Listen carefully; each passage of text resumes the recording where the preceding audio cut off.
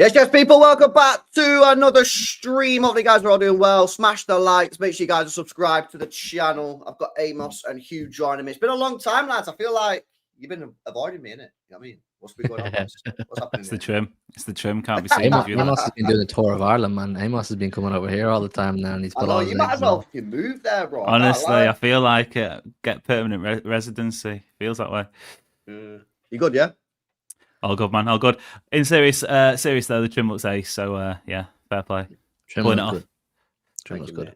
Yeah. Heisenberg is what the chat was saying. Heisenberg B, Egg B. You know what I mean? See, I've said this for a long time. You and your chat have a funny relationship. Yeah, I think even if you got the sickest trim ever, they'd have absolutely roasted you anyway. So you were never going to win. You know what I mean? I know. Keeping him in check. Keeping him humble. Yeah. That's what the chat. Stay humble.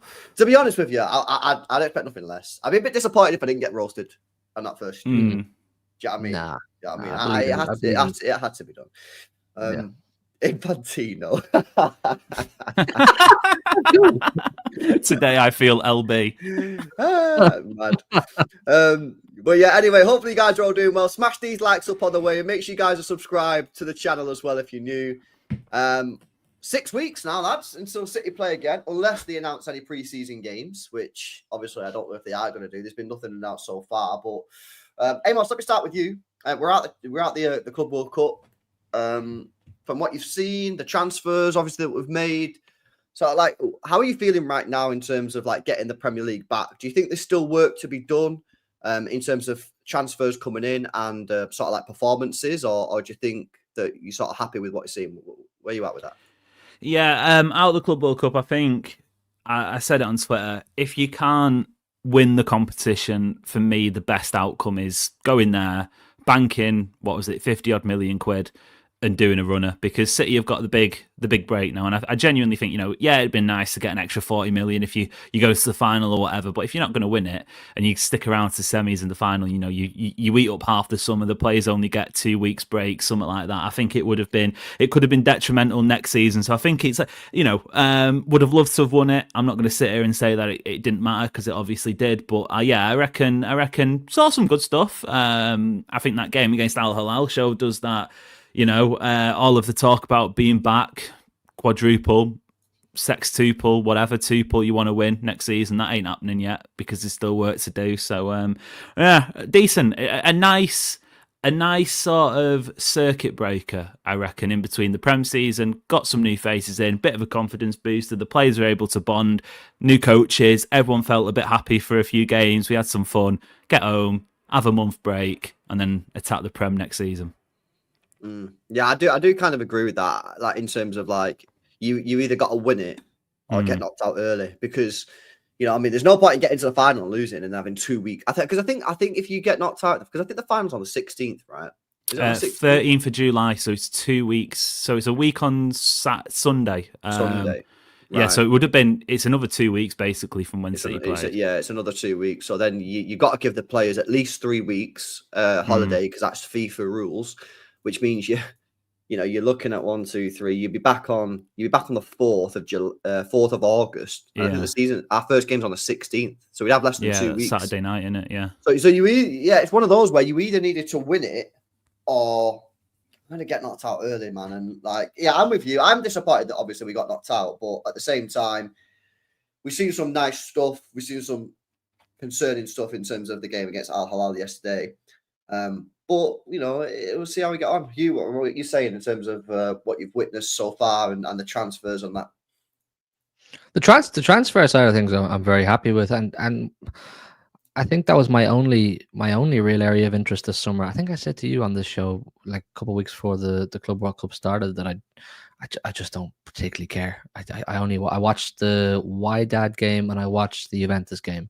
I was not staying up with work the next day for the 2 games in the middle of the night. But look, for people who really just love to watch football and they love to watch City, of course, they'll do it, and more power to them. I get the occasion, and I get some of the fun around it, and I also understand why City went for it and why they wanted to win it, because there's the financial incentive. Had City gone on to win the competition, I'd have said brilliant. Do you know what I'm saying? The financial gain off that is fantastic.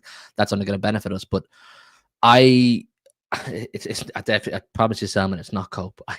really. I said it to Amos in our group chat as well at the beginning, didn't I? I just didn't care about the club.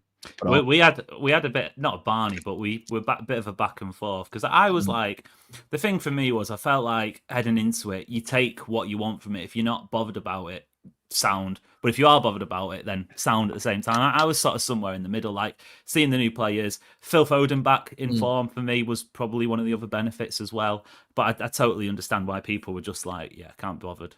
It's not that I was against the competition, or I don't understand people for enjoying it. Like, I'm a football fan as well. I can fully understand why people want to enjoy and want to watch the football. And I did enjoy. I enjoyed Turkey's debut, seeing him in the City shirt. I thought Ryan was fun to watch. I thought Ait Nouri in that was the Juventus game. I thought he was very good, and there's a lot of positive signs there. A lot of new dynamics from, as we say, an out and out left back that we haven't seen for a long time. So there's a lot to, I suppose, look forward to that we can take from the Club World Cup. But in terms of emotional attachment, I absolutely wasn't there.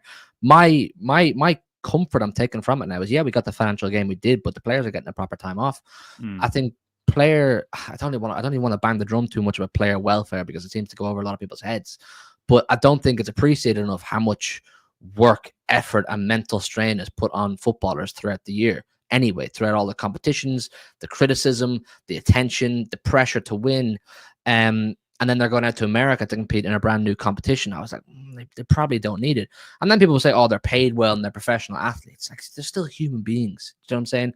And I think a lot of the frustrations people had, I saw online over the course of the Club World Cup run, a few City players were under serious scrutiny, like serious scrutiny. There was meltdown over certain players, and I'm sure we can talk about it, but I just wasn't willing to engage in it. I just wasn't. I was like, these players have just finished a long season, you know, of the title race going down the drain, the Champions League being a bit of a cock up as well there, injuries, everything.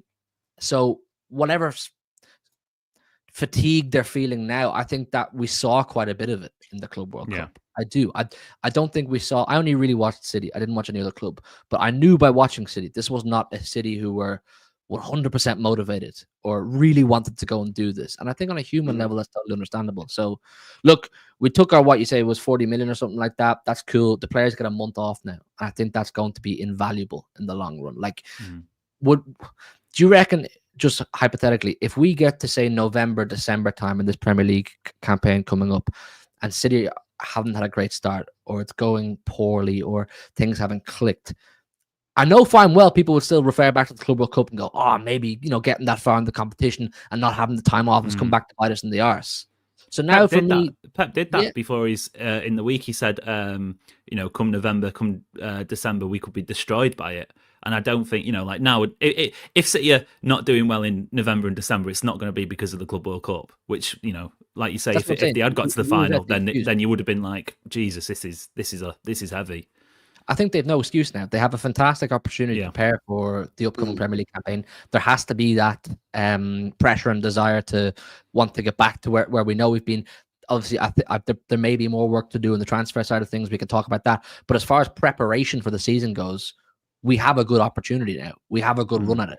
I'm quite satisfied with that side of things. Do you know what I'm saying? I would rather step out of the Club World Cup a little bit early, like we have, and get a proper campaign or preseason or whatever they're going to do for the Premier League, than maybe go on to win it and things go a bit stumbly in the first few months. So look, Club World Cup, it's cool, man. The jersey, I'm going to miss the jersey, man. I bought it the other day, the white one. With That's a scandal, especially when you think of the third kit this season. The fact that they're not using that kit more is just an absolute scandal. I think it's a nice kit as well, man. It's I think it's pretty smart. I'm waiting for this black one to be released and get Cherky 10 on the back. I think that black one with Cherky 10 is going to go off. Fire. Do you know what's done my head in about that one? The raindrop one, the grey one. If I see any of my mates in that, there's going to be trouble. Well, you're going to see me in it, Well, exactly.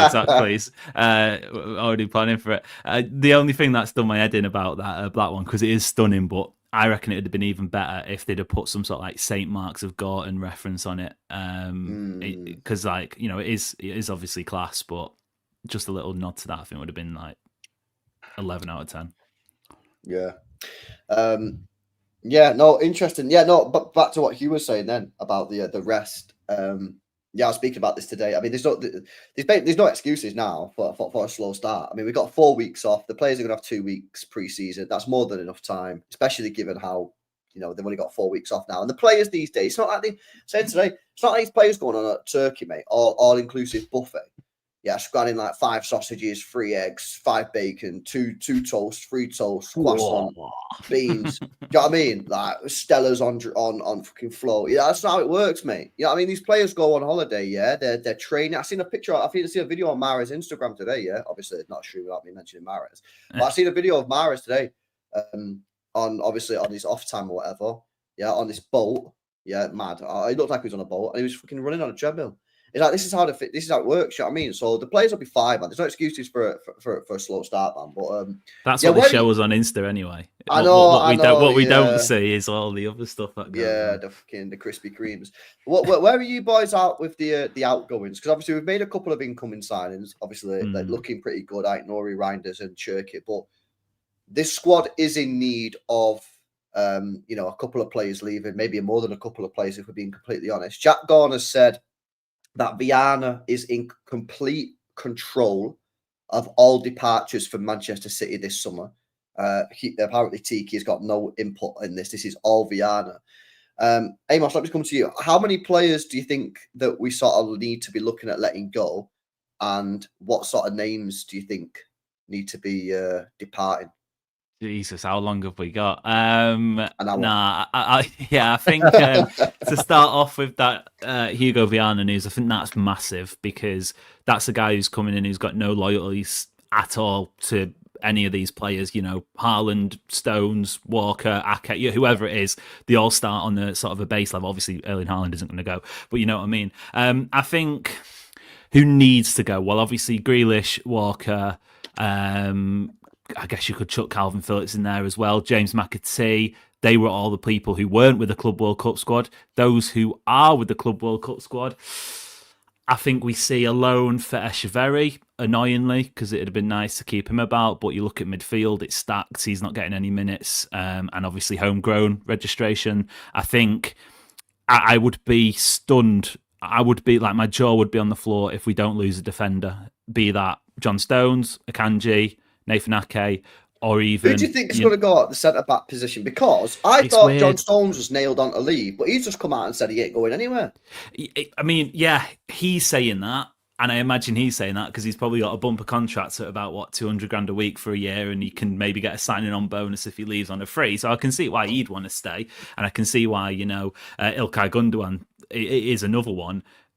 The club want him to stay because he played no minutes in the Club World Cup, did he, John Stones? And he was sort of coming out and saying that was, yeah, and Stones came out and said my injury's like gone or whatever. Did he? I think he had surgery at the back end of last season or something like that. He was out. Yeah, well, Pep. Funny enough, you say that, Amos. I think 2 weeks ago, I think it was either after the first game, right, in the Club World Cup. Pep came out in a press conference and said some players might stay, but they're going to be very sad if they stay. And then John Stones is completely fit and doesn't play a single minute. And I think that's what Pep's saying. I think there's certain players that Pep obviously wants the squad size to be reduced because he said that himself, didn't he? When he said he's going to walk out of the football club if we have more than 23 players. And then later, after like 2 weeks before saying I want a bigger squad next season. Yeah, exactly. Man can't make his mind up. He can't make his mind up. But then he said he don't want more than 23 players, otherwise he's going to quit the job. Which he then come out and said, actually, I was only joking. But basically, he's saying he wants no more than 23 players. I think there's certain players that he wants gone, but if they did stay, he's happy for them to stay around the camp and around the squad.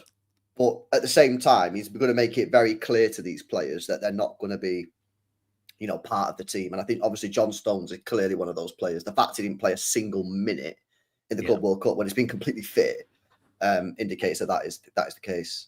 I think World Cup year is a big one as well. The fact that you've got players that might want to make those squads because you don't be sitting about playing no footy. John Stones won't be at the well. The problem with the John Stones might have not a problem, but sort of I say maybe a positive is that I think John Stones plays in the World Cup next year for England, even if he's on the bench at City. I honestly joked a few months ago that he should retire from club football and just concentrate on playing for England because I mean he's not he doesn't play more than 20 games a season as it is. So I think you got a point there. It's obviously his priority as well recently as well, because remember, what was it? I can't remember now. Was it this season or last season? He had just come back from an injury and he went off to an England camp and he And they got redone it. injured. It was that March one last yeah. Was season it a when friendly we got. as well? I swear it was a freaking Yeah, it friendly. was a friendly. We got they were playing Brazil, weren't they? And we had Real Madrid in the quarterfinal, like 2 weeks later, and It was a game. It was a game dusted. where someone like Jared Brantwaite should have been playing. Do you know what I mean? Like, like to blood him into the England camp. But John Stone's like, yeah, I'll go and I'll play, and he redid the injury. But I don't know. Like, I think John Stones is a player who can still play at a really really high level. But I think if you're not getting a game at the Club World Cup, probably take the hint, mate. Do you know what I mean? Probably take the hint that you're not in the plans. And the fact that we've got who we got now at centre half. Just to remember, we've got Akanji, Like 7 Diaz, people, I think. Ake, Kusanov, Vita Hayes. Vita Rise, yeah. They brought in Kusanov and Okay. Vita Rise, and neither of them look like they're going to go anywhere this summer. Would that be correct?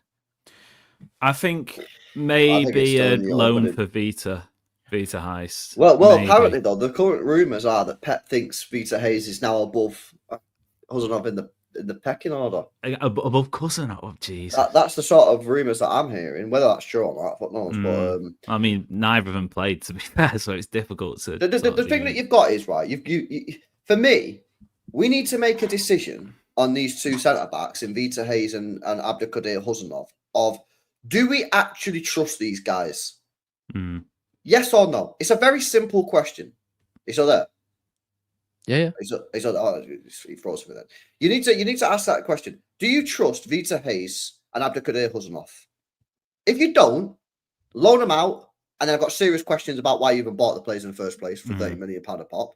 If you do, then you need to get rid of the older players who can't stay fit, John Stones, Ake, and maybe Akanji as well. Like, you need to make that decision, and it needs to be clear. You either do trust the players, yeah, and therefore you need to make them. You don't have to start week in, week out. You know what I mean? I will get onto Huzanov. I'd like Huzanov to be playing above Diaz personally, but you don't have to do that. You can have him as a backup, but we need to make that decision. We've spent 60 million quid on these two players, so make a decision, yeah, and either loan them out where they can get first team football and play and develop as players, and maybe come back next year and be ready, or you trust them, and in that case, you need to play them. But in that case, you need to be making sales of maybe 2 or 3 of these players. I just wonder. You can't have 7 centre backs. I just wonder, is he caught between?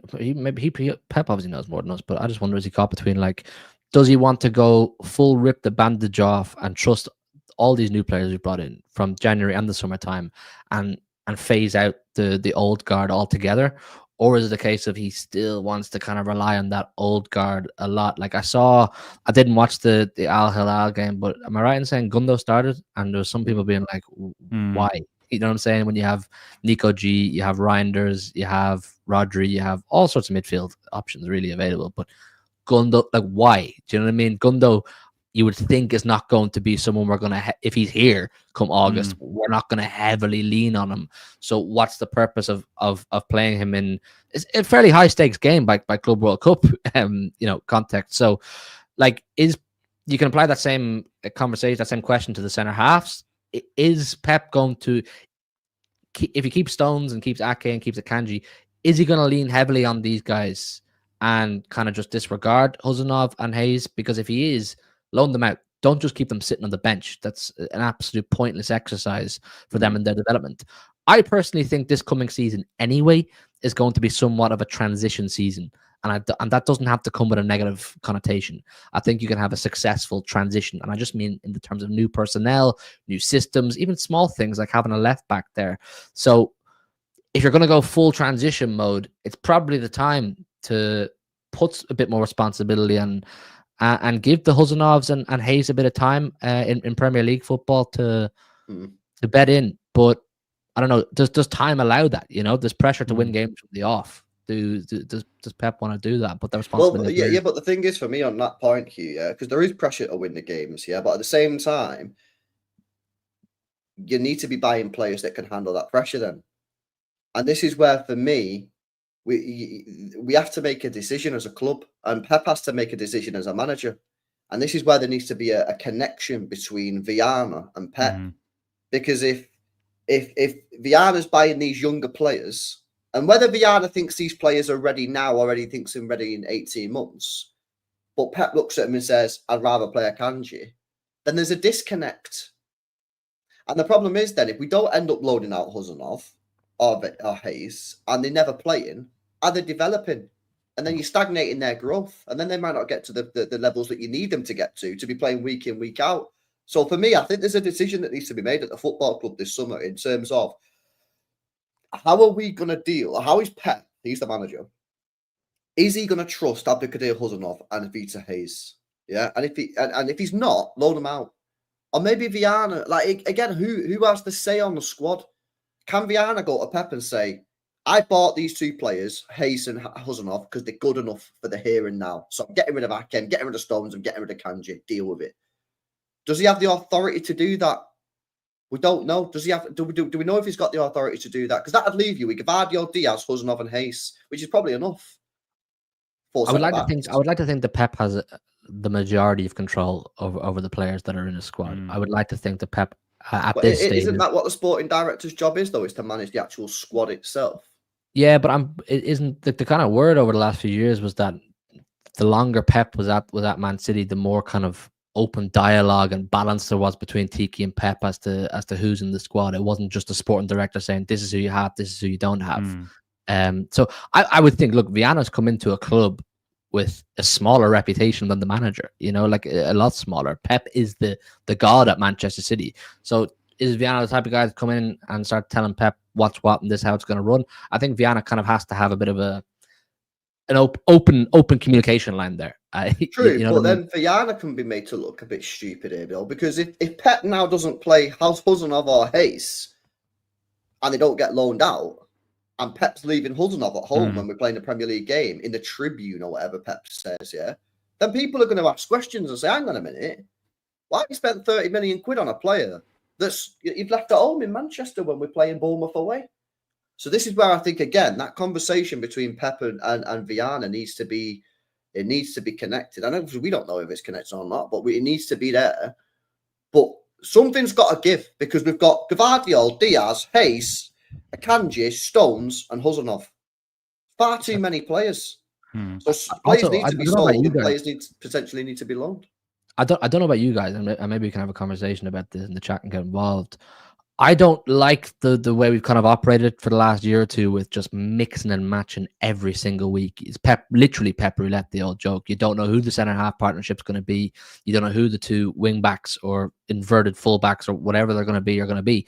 I would love a bit of consistency at the very least in the centre back partnership. So if there was to be a bit of consistency, who would you like to see, and who do you think Pep is potentially leaning towards? Go on, Amos, you take this. Yeah, I'll take this. I don't think the chat will like it, but I'll tell you why.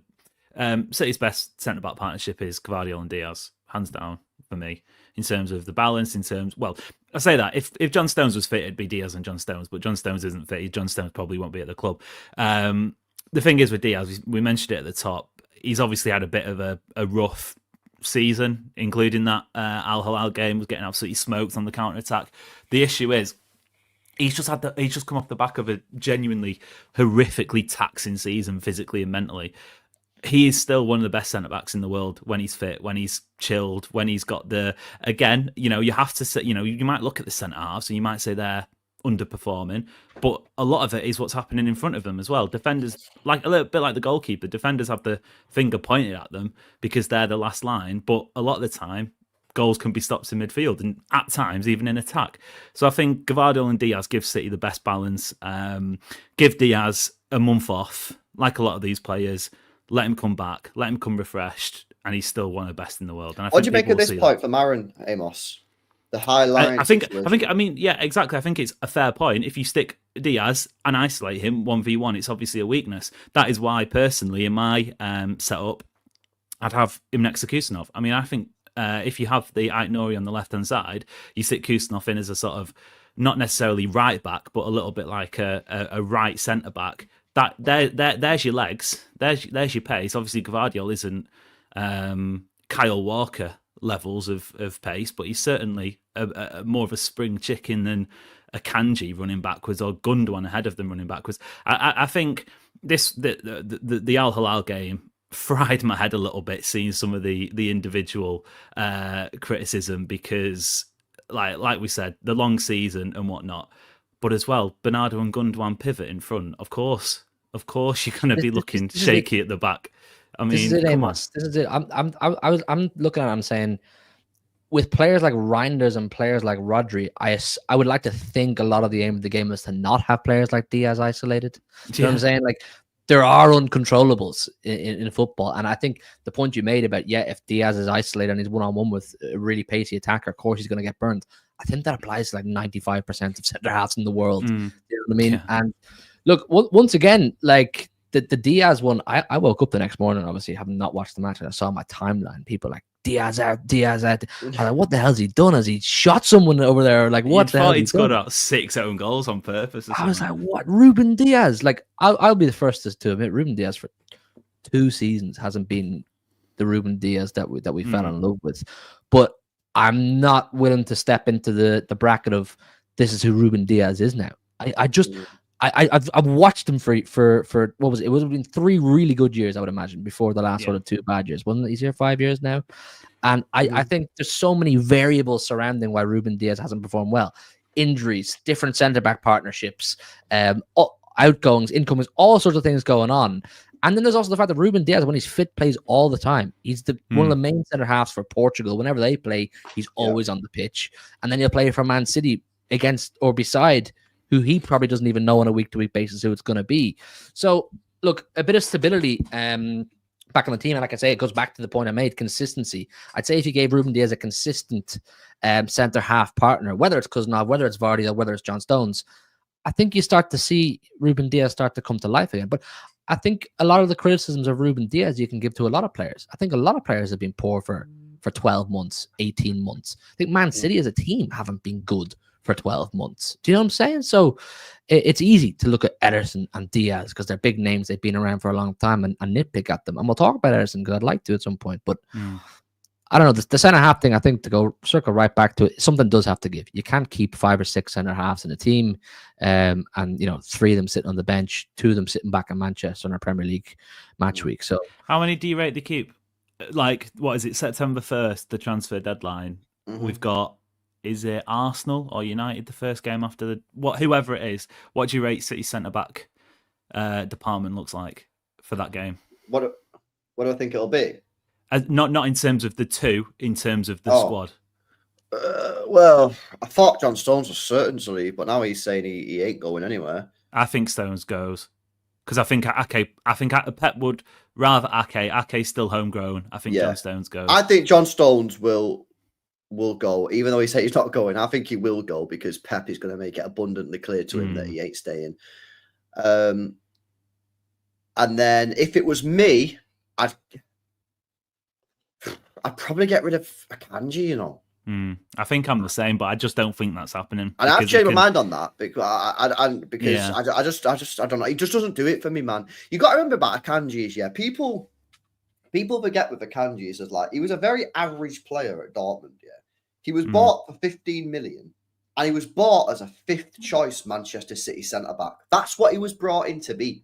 Because Laporte basically killed himself in that exactly. 21-22 season. He was out for, was it like 4 months or something after the summer? So he was brought in to be a 5th choice. Now, what happened was he went like this and he fucking smashed it, mate, for 2 years. But then he's come back to norms.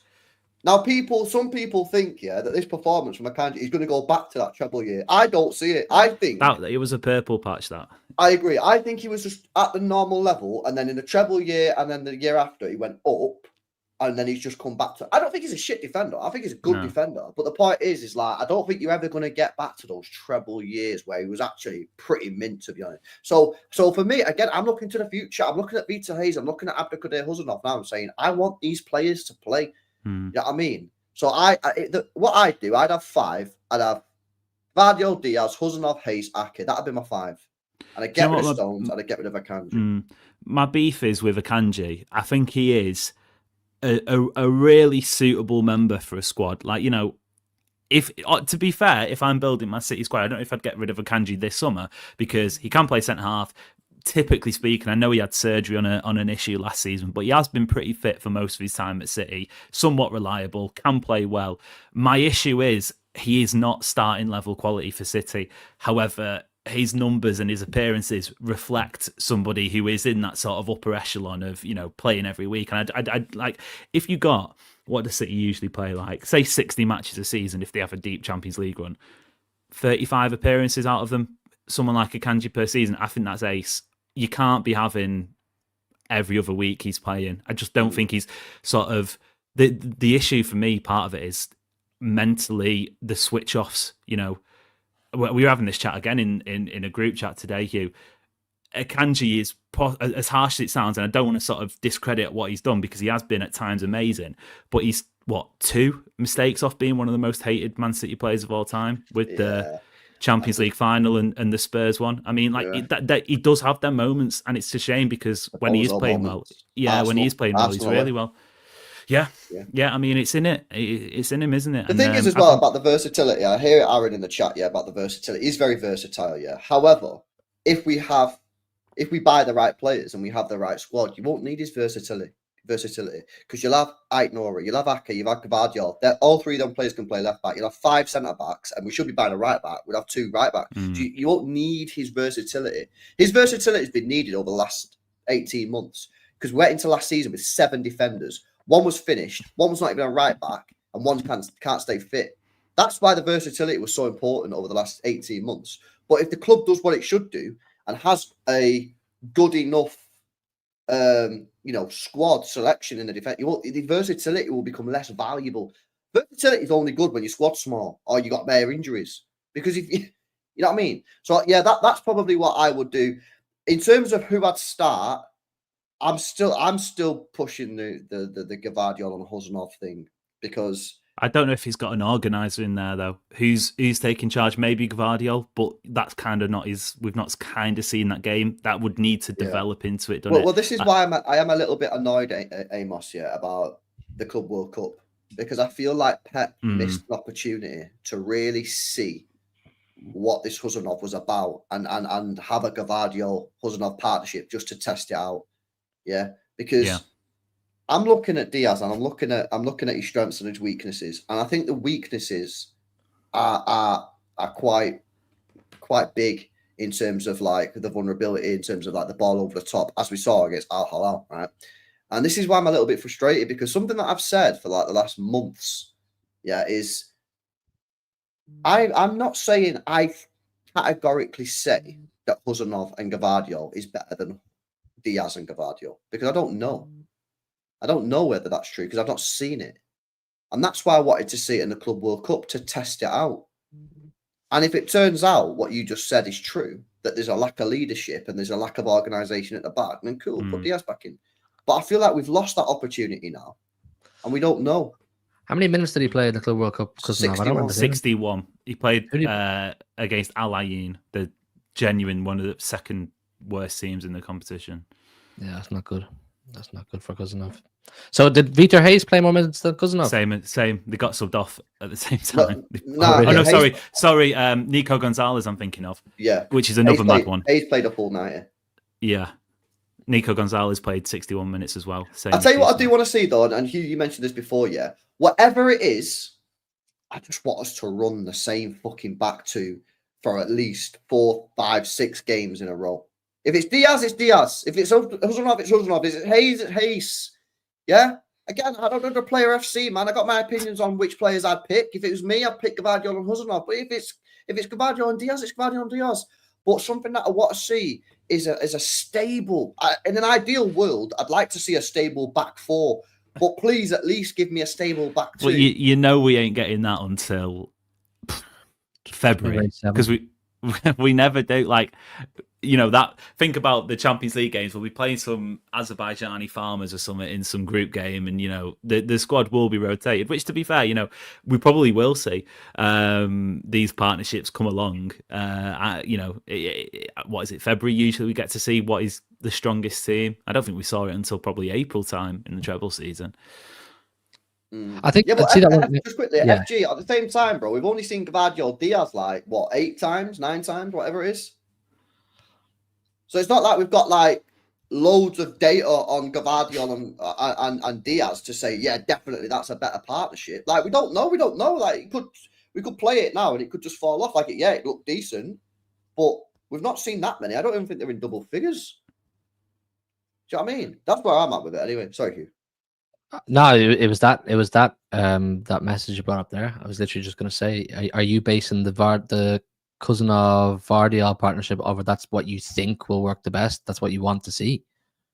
Well, I look at it and think Huzanov, in my opinion, is better than Diaz on the ball. He's quicker than Diaz. He's better than Diaz in the air.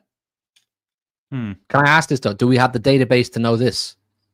I don't know if he's better in the air. I don't know if I can't remember. Oh, I think he's definitely better than Diaz. I think. Yeah, no, I definitely think Huzanov's better than him in the air. I do. I genuinely do. I think there's a room where you play Aitnori, Gvardiol, Diaz, Kusanov. And I actually think that's quite a balanced back line in terms of pace. In terms of sort of attacking on the left-hand side, ball progression with Gvardiol. You've got that sort of natural defensiveness with Diaz, and Kusanov is a bit of I'd say a bit of an all-rounder, to be honest. I think I'd like to see that. I don't know if I read into these things. I don't know if I read into these things too much, but I always just like a traditional leader in the backline as well. Like just he may not be the best. It's player. The intangibles, isn't it? Like a lot of the time, like it sounds daft when you can't use the word aura or anything like that. But I can't remember what season it was where I think Diaz dropped out of the team for a little bit, and on paper, I think maybe Laporte and Stones or something were playing, or something like that. And you're like, yeah, on paper that looks nice, but it was just a bit of a mismatch. I do think you need that sort of that alpha, that LinkedIn warrior who's sort of shouting that's the word. Random statements and stuff like that. You know what I mean? All right, let me come to these super chats. They've been here a while, guys. Max these likes up as well, man. 700 people locked in. Get these likes up. If you've got any sort of topics that you want us to speak about as well, just fire them in the chat. We'll come on to them in a minute. Shout out to Mish. Says Pepper's lost his winning spark as a manager. Hashtag last lap for the GOAT, says Mish. Crazy. All right, we'll see what happens this year, bro. Big up to Manavjeet, come on, bro. Says we need to get rid of these unks ASAP. Players like Huzanov, Nico, Cherky need game time to adapt with other players. We can't start them in every match. Says, but well, I think Gundogan will go Turkey, and then I think Kovacic is a weird one, but we'll have to see on Kovacic. But this is my point. Like, if you, I'm not against this, but if you're going to start Kuzanov, Nico, Cherky, Hayes all at once, all consistently for the first 10, 15 games of the season, it doesn't work the way it's just going to bang and it's just all going to click and we're going to rack up the 3 points. And Nico G doesn't get in our starting 11 anyway. No. So you could find yourself in a position, and this is just the caveat to it, to play devil's advocate. You could find yourself in a position whereby you're almost out of the league race entirely. But yes, the players are starting to come along a little bit, and you can start to see the sign of progression. So how do you strike the balance of a team that you feel you can rely on, but you're also getting the new players, their development and their progression? This is one of probably the toughest thing a manager can do, is transition from a successful team into try and work your way. I think that's why some City fans, including myself at times, have been a little bit frustrated with players like Gundogan still playing a lot of minutes in this Club World Cup, because it looks like Gundogan is on his way out, even though he said he wants to stay, because all this news is saying that he's going Turkey. So then it's like, well, why have you been playing Gundogan in all these games where you could have been playing a Nico Gonzalez? And giving him a little bit. I mean, Pep's coming out saying, he don't know the patterns of play or whatever the fuck he said. Yeah, well, why have you not given some more game time? He played 61 minutes in the whole tournament. Played 4 matches. He played 61 minutes. 50 million quid in January.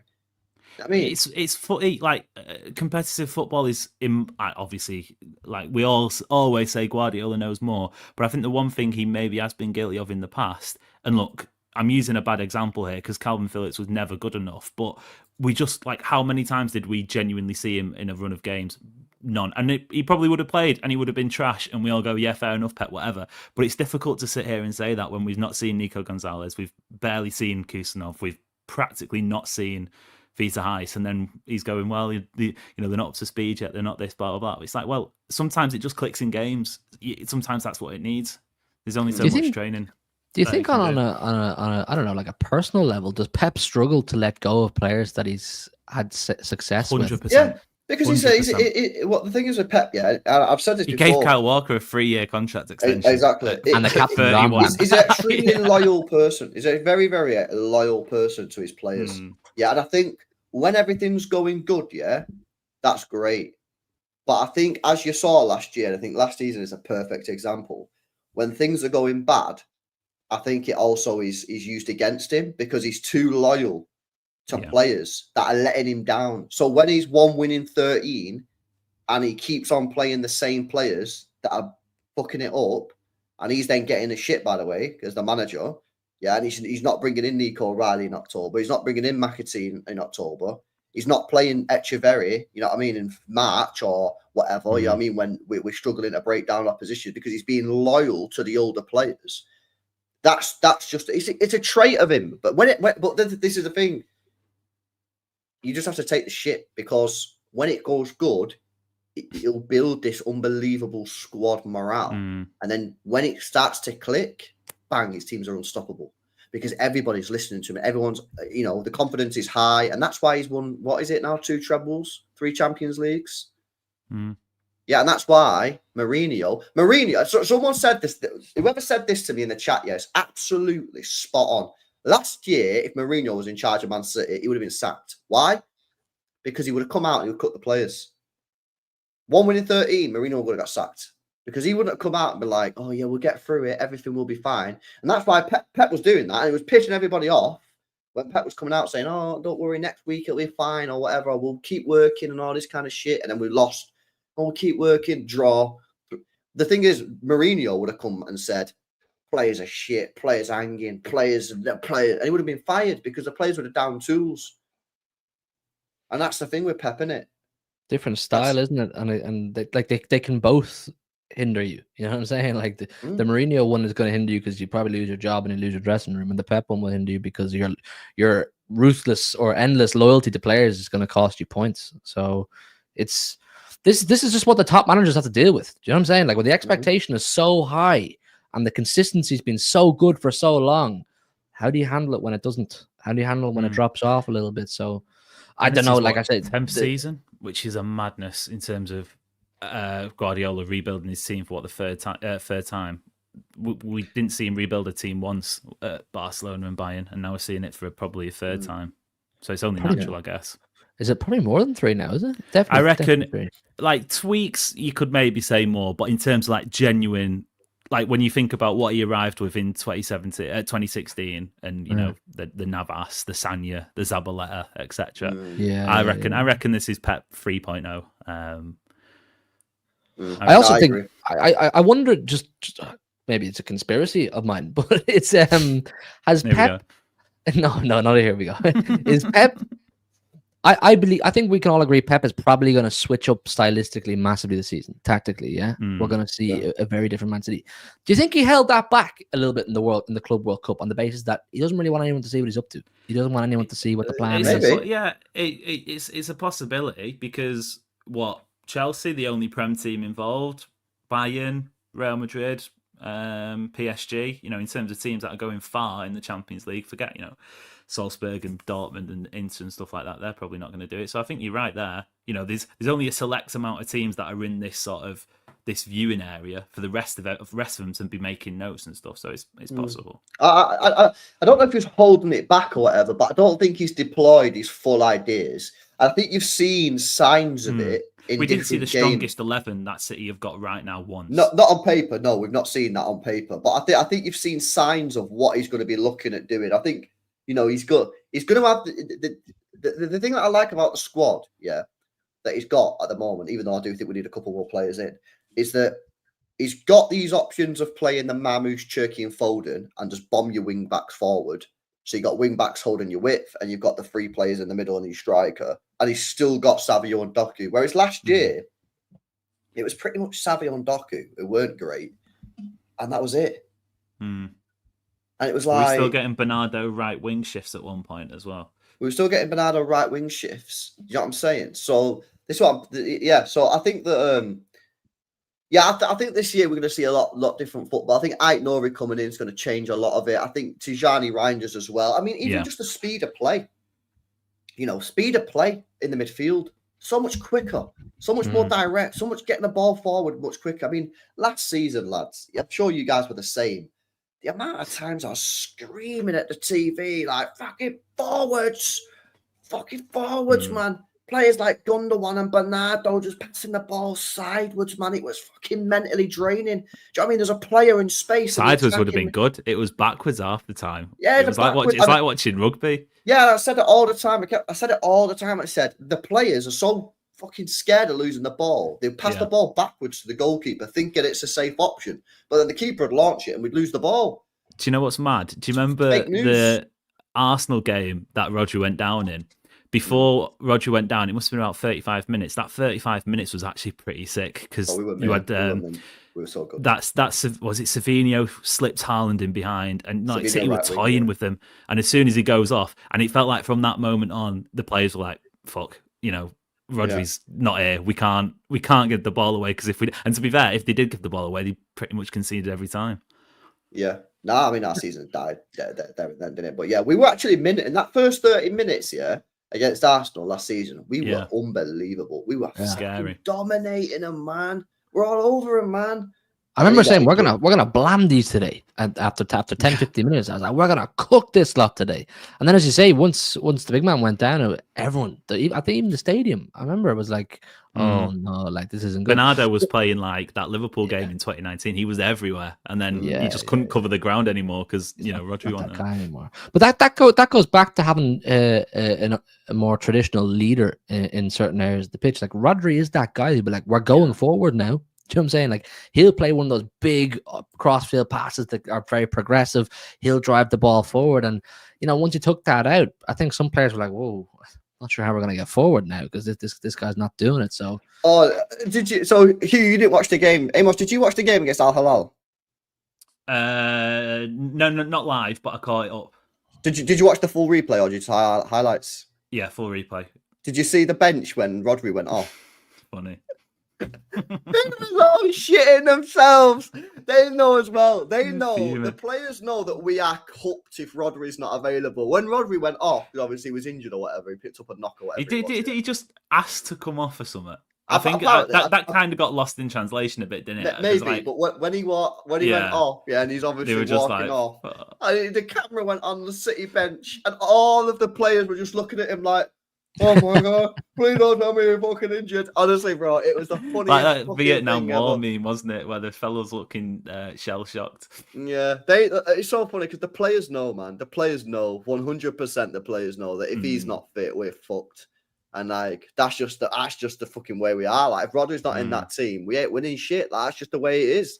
If he's there, we've got a chance of winning everything because he's that fucking integral to our team, man. But anyway, let me finish off these 3 super chats, boys. Be up to Jeff says Pep looks like he wants to play true wingers the way he played in the Club World Cup. If we do, we definitely need another one. Says, do you think we need another one? If I've seen this argument a couple of times, if Grealish leaves. No. We need another one. I'm with you, man. I don't think we do. I think we've got enough, man. Savinho, Doku, Marmoush can play off the left. Phil Foden can play off the right or the left. Shirky can play inside forward. Oscar Bob as well. I mean, that's enough for me. I think you've got Oscar Bob is probably like the middle ground, I reckon, in between sort of, if you put Savinho and Doku in a similar category and you put maybe Foden and Shirky in sort of like the other end of the spectrum, I think you've got Bob in the middle who can do a bit of both. He can be direct, he can take players on, but you can also sort of set the tempo a little bit more. I think the wings, to be honest, I think everywhere's fine. Maybe one of the midfielders, and then you just get to the defence and it's a mess at the moment. Yeah. All right. Big up with Jeff, man. We'll see. Well, Maria's still saying we get set Rodrigo, bro. So maybe we're going to get Rodrigo. I think to JS says you can help Diaz with Gvardiol and Kuzanov in a 3-4-3. Rodri. Well, that's what Amos was saying. Play Kuzanov next to him. That's exactly what Amos was saying. JS play. If you want to play Diaz at the back, you could play Kuzanov to the right of him. I also just think though, that like when the team gets fully fit and you've got Rodri in there, I feel like those balls over the top and they're sort of like, they'll become less, well, the volume will reduce because you're winning the ball back quicker and you're pressing quicker and you'll win the ball back. But I also just think everyone will be dialed in a little bit more. Yeah. But if it becomes a problem, then Pep's got to drop Diaz real quick and just get our cousin on in there. Like you've got you know, if we get a match day 5 and Diaz is getting smoked every game on the over the top, even if it's just once a game, you know, I mean, maybe the pressing's outrageous and we're doing really well, but once a game, a ball's going over the top, is getting cut. You're gonna have to just drop him. Like, that's just how it's gonna have to be. And that's what I've been saying personally. Like, I'm not. We haven't even spoke Edison, but it's the same. It's the same with that. Like, I'm not saying these issues don't exist because, you know, we've all got eyes. We've seen them for the last, you know, year, 2 years, whatever. My mantra is, let's see when it actually matters. Because you can say the Club World Cup matters, but deep down the players will be like, I'm not risking injury. You know, if we win it, whatever. That first match day, those first couple of games in the Premier League, what is it, Spurs at home, second game of the season? Yeah, that's an early test. You've got United, you've got Arsenal in the first 5 games of the season. I think it is Brighton away's third. You know what? I'm buzzing for it though, me, Amos. I think they'll be up for that. Yeah. Have you seen how many games do you reckon we've won in the last 2 years against the top 6 sides? Off the top of my head, I reckon the only ones would have been United at home, Chelsea, and maybe Chelsea. Chelsea did the double over Chelsea, didn't we? Yeah. In the last 2 seasons, we've won 5 games against the top 6. One against Spurs as well, wasn't it? Yeah. So that's bad, isn't it? That's really bad. So bring them on. I want a clash, man. This is why I wanted to play PSG in the Club World Cup final, mate. Yeah, because I reckon that'd have been too early. To be fair, I think we'd have been. I wanted to know, like, was we competing?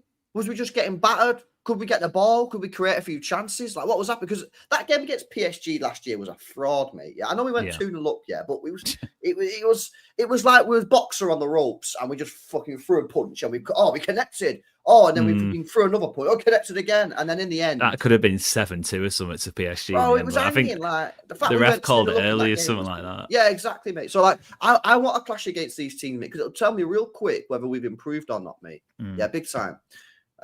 Big up Jeremy Dock, who's the GOAT, says Akanji's been better than Diaz and Stones since the treble year.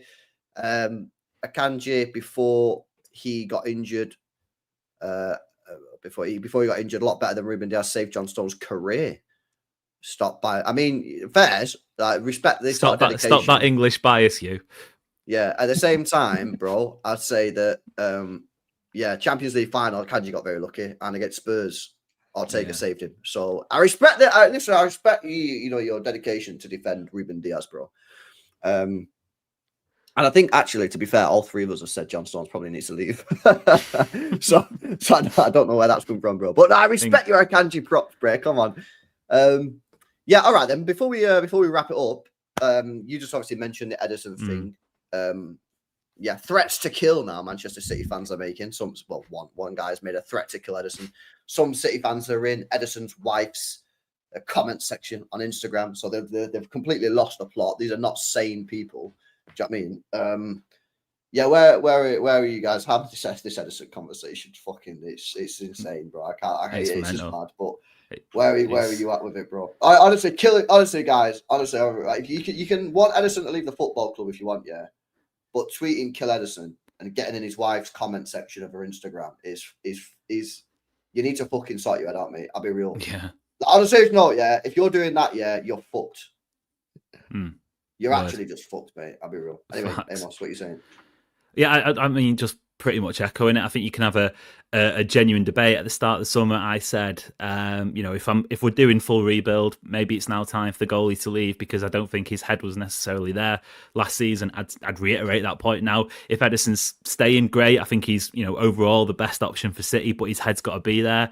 I don't know if his head right now is there, but at the same time, I'd class that as a fair debate, a fair point that I'm listening to, both sides, and people want him to stay, people want him to leave, whatever. The reaction to a defeat against Al Hilal in the Club World Cup, seeing timelines flooded with hashtag Edison out and stuff, as if he's some sort of disgrace to the football. This is probably objectively the best goalkeeper that City have had in terms of success. City, like, on a level, City don't win the Champions League final without Edison standing on his head and playing like he did. You can make the point that well, City would have had. I've seen people say City would have had 3 more Champions Leagues if it wasn't for Ederson. I mean, it's just nonsense. You know, Ederson didn't make Raheem Sterling tap it over the bar from 3 yards out. Ederson didn't make Llorente punch it in the box in that 2019 game. Some guy said on Twitter, yeah, because the thing is with Ederson, yeah, I get the criticism, yeah, it's fine, isn't it? But then it's fair. I see some guys say, "Oh, we would have won 5 Champions Leagues if it wasn't for Ederson." So I said, "All right, then." I replied to him and said, "All right, and tell me which Champions League we would have won." He said it was at fault for Tottenham. So I went back on stream and watched the highlights of the first Tottenham game. Yeah, the first leg, second leg, right? First leg, I remember that game. Pep picked Delph at left back when Delph was finished. Yeah, Delph fucked up. I think did he give a penalty? He gave the ball away. We ended up conceding. Yeah, so Delph's fault, even though Pep picked him, even though Delph was finished. Yeah, why is Ederson getting blamed for that? Aguero missed a pen in the first leg. Why is Ederson getting blamed for that? Laporte dropped 2 stinkers in the second leg and give 2 goals away. Yeah, why is that? So that's bullshit. Yeah, and also obviously that's a lot of it's on the bullets, man. Leon, yeah, that's his fault. Pep Guardiola again. Sterling missing a fucking open net. Laporte, by the way, dropping stinkers again in that fucking game. So listen, I'm chill with it. If people don't want Ederson, they want a different goalkeeper because they want a Donnarumma. Cool, that's personal preference, isn't it? Fair to say that. Let's quit the bullshit that we would have won 5 Champions Leagues if it wasn't for Ederson. That is just completely fucking bullshit, mate. Yeah. I think that's all crazy revisionism on what we would have won and could have won, and blah blah blah.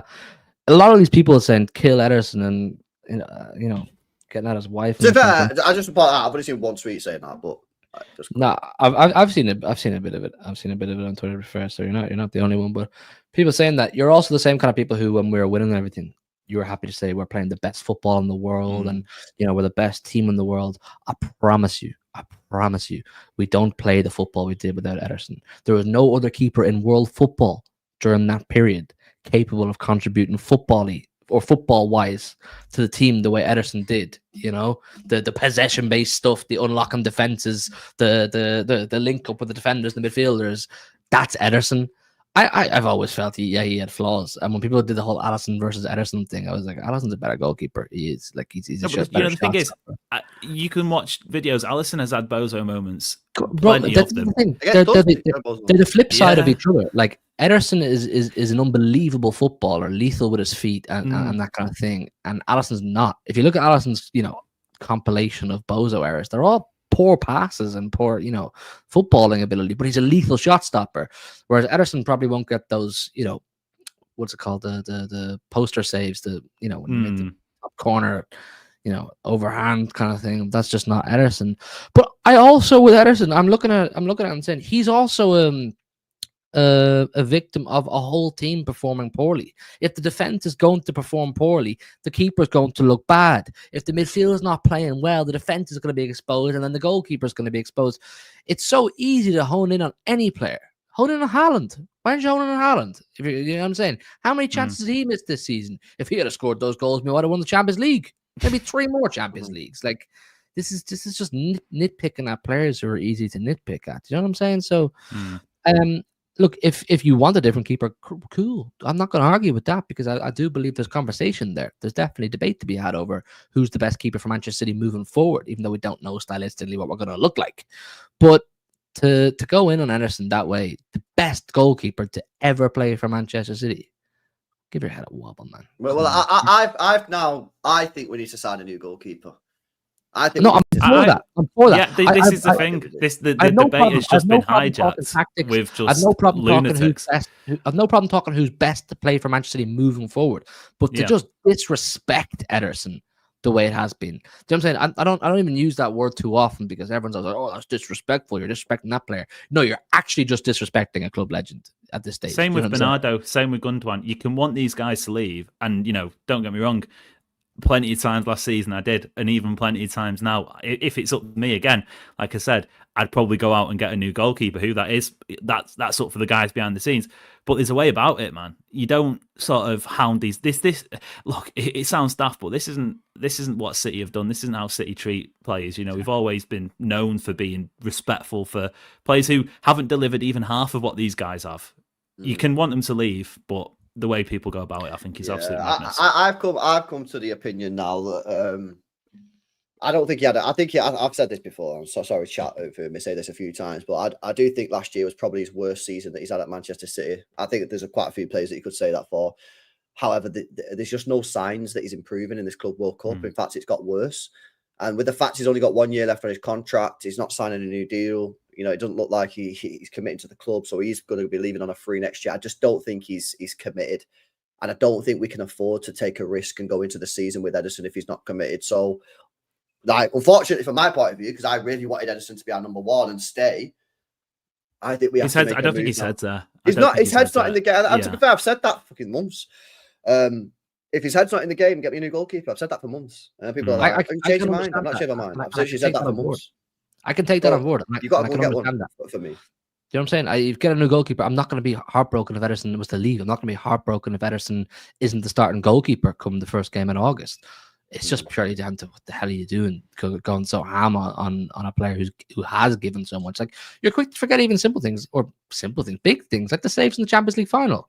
Would we have won that Champions League without Ederson? Do you know what I'm saying? Even that Champions League run in general. It's madness. You're saying we could have won 3 more, but the one we did win, would we have won that without Ederson? Like, come on, man. It's so reactionary for... Look, you know what?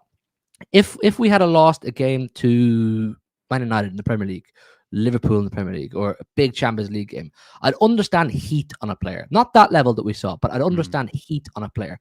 But to lose to Al Hilal and get knocked out of the World Cup, which doesn't, let's be real, it doesn't actually matter on a deep level. To go in on a player like that, fuck's sake, man, come on, it's not needed. Yeah. Like I say, for me, I'm getting a new goalkeeper now. I don't know who that is. Someone in the chat before said apparently Leo have just signed a new goalkeeper. So does that mean Chevalier might be on his way out? The goalkeeper market's not actually that bad. There's a few out there. Obviously, you got Costa at Porto. I've not had a great time scouting him, if I'm being honest with you. But he's available. Chevalier is available. And like I say, someone in the chat before said Leo have just signed a new goalkeeper. So if that's not true, by the way, that's someone in the chat said that. But so you could go get him. Then you've got a bit of a risk. Roma. Yeah, you got Roma guy. Chevalier or something. Yeah, you've got obviously what to take a bit of a risk. You could go and get Trafford, who's had a fantastic year at Burnley this year and homegrown. That helps you out massively. But yeah, I just don't think we can go into. It's my opinion. Yeah, people have their own opinions. I don't think you can go into the season with Ederson as your number one now. Like, I'm just not confident, unfortunately. You know what I mean? I need it. If you were to turn around tomorrow and sign a new 3-year contract or a 4-year contract, I'd be like, right, you're fucking locked in. Let's fucking go. Sweet. But it's not. He's not signing a contract, so he's not committed. If he's not committed, and the performances are demonstrating he's not committed, because the mistake against Juventus, just like, what are you doing, bro? He did it twice. He should have conceded about 5 minutes before. He did it twice. That's the thing that for me was like the red flag, not the error. The red flag was the fact that he'd done it, and then 10 minutes later he'd done it again, and I was like, bro, what are you doing? So.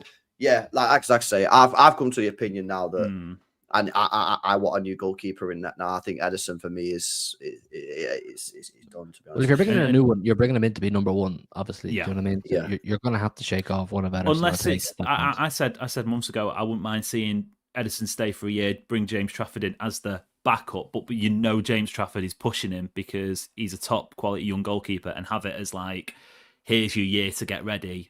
This time next season, you'll be the number one. Unless Ederson doesn't improve, and then after exactly. Like you can put him in straight away, and then Ederson's out of the door at the end of the season. The thing with Ederson coming out and saying fake news about being linked and whatnot, like objectively, it's not fake news because you've got 1 year left on your contract. There are obviously teams who are speaking to you. That is just how the football world works. That I am not believing for a second you're sat there with 1 year left on your contract at 31 years old, whatever it is, and not a single team in the world has gone, hey, fancy in 12 months' time, getting a big fat wage and a big fat pay packet. It's just a bit weird, man. Yeah, no, it's a madness. But we'll see what City do on the goalkeeper front. But yeah, I think I think Ortega obviously has basically come out in a press conference on his interview and said like he's not really sure if he's staying or not. So I think he goes. You buy another goalkeeper, and then see what happens there, man. But don't make threats to kill chat, and don't get in his wife's DMs and comments, because that's fucking weird behavior. All right, let's do these super chats before we wrap it up. Shout out to Mish again. Says Diaz got dunked on by Rodrigo 2 times, but it's Edison's fault. Says Mish. Oh, you're talking about the one where we got beat in the last couple of minutes. Yeah, I don't know, bro. I don't know. When you lose a few high profile games this season, you can put the blame on anyone. You know what I'm saying? You know what I will say, Diaz at the Bernabeu. Do you remember that game, that 1-1 game when I think Kev equalised? There was that shot of Diaz coming out of absolutely nowhere to make that block.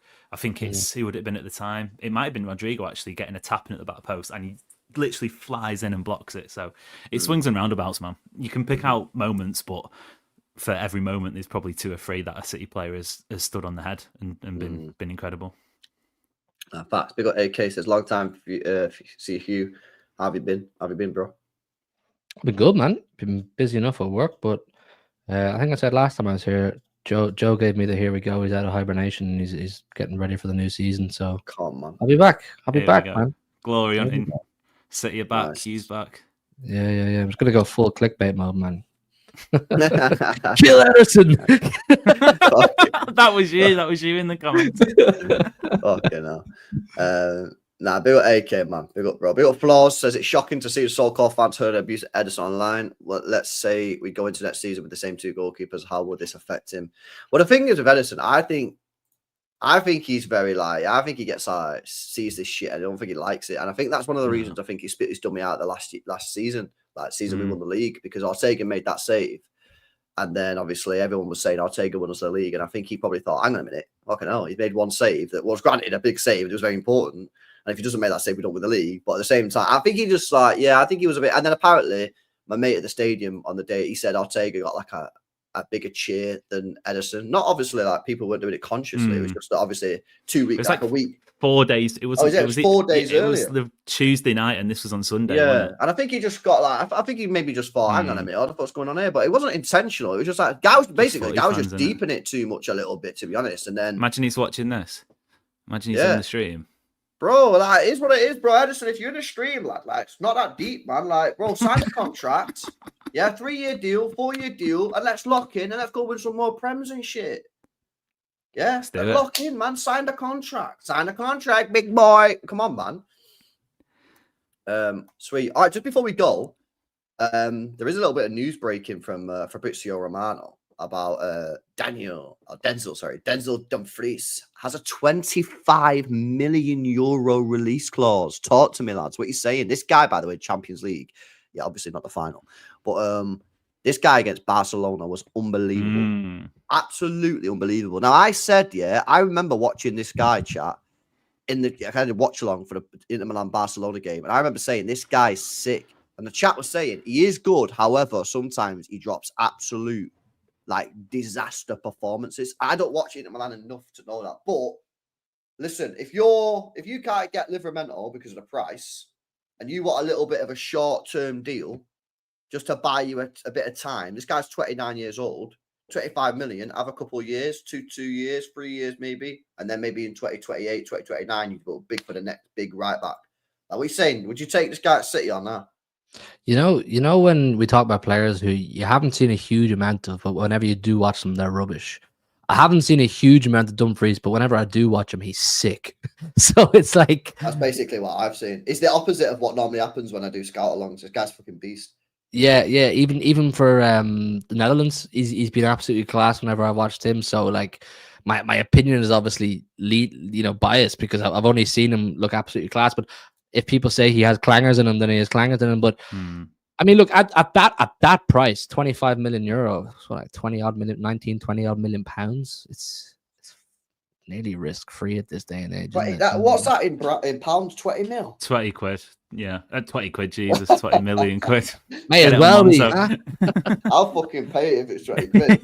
Crowdfund it. I'm gonna be real, bro. I obviously homegrown. You'd have to get rid of a couple. That's the red flag, I think, here, because you're talking. At this point, I think for every player City bring in this window, unless they're homegrown, you're going to have to get rid of, at least 2?